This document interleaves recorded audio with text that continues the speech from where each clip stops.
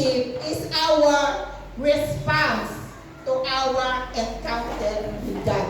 Amen. Amen. Ito yung pagtugon natin sa kabutihan ng Diyos. Ito yung pagtugon natin sa Kanyang mga kahangahangang ginawa sa buhay natin. Ito yung pagtugon natin sa Kanyang pagliligtas sa atin. Pagtugon sa Kanyang pagpapagaling. Pagtugon sa lahat ng mga bagay na tinanggap natin mula sa Diyos.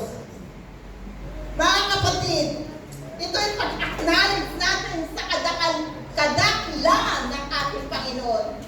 Yung ating pag-worship, ito ay ating pag-acknowledge, paggalang natin sa kabangalan ng Diyos. Amen. Kung sino sa si Lord, yun po yung bakit tayo nag-worship. Amen? Hallelujah. Si Isaiah, ano po ba ang response niya sa Diyos nung ma-encounter niya ang Diyos? Sinabi niya sa Lord, Lord, use me. Gamitin mo ako, Panginoon. Yun ang kanyang response. Mga kapatid, kapag kasi nakita mo kung gaano kabuti ang Diyos sa buhay mo, gusto mong maglingkod sa Diyos.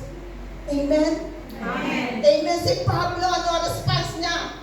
Ipinangalan niya ang grace of God. Pinangalan niya ang salita ng Diyos. Alam niyo ba si Pablo, dati siyang nagpapapatay ng mga Kristiyano. Pero nung ma-encounter niya ang Panginoon, handa siyang mamatay para kay Kristo. Amen. Amen. Si Mary Magdalene, ano ang response niya sa kabutihan ng Diyos sa kanya?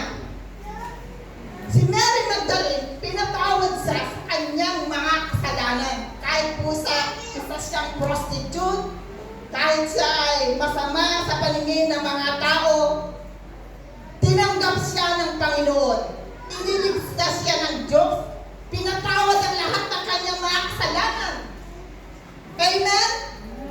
At alam niyo ba ang response ni Mary? Siya ay naghandog ng mamahaling pabango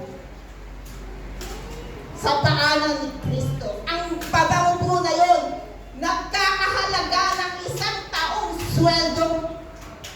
Ganun po kamahal yung pabango na yun. At ito po ay binuhos ni Mary sa paanan ni Jesus. At yung pabango na yun, alam niyo po, humalimuyak sa buong room, sa buong lugar na yun.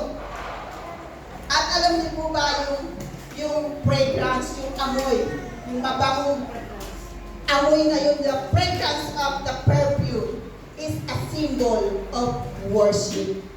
Amen. Kapag po tayo sumasamba sa ating Diyos na buhay, ito po ay mabangong samyo, humahalimuyak sa harapan ng Diyos. Amen? Yung pong response ni Mary, alam niyo po, si Mary ay sumamba sa Diyos. Sinamba niya ang Diyos. At siya po ay nagpagamit sa Diyos, sa Panginoon, naging supporter po siya ni Jesus Christ. Siya po ay naging supporter ng gawain ng Panginoon. Mga kapatid, kung merong ginawa ang Diyos sa buhay mo, ano ba ang response mo?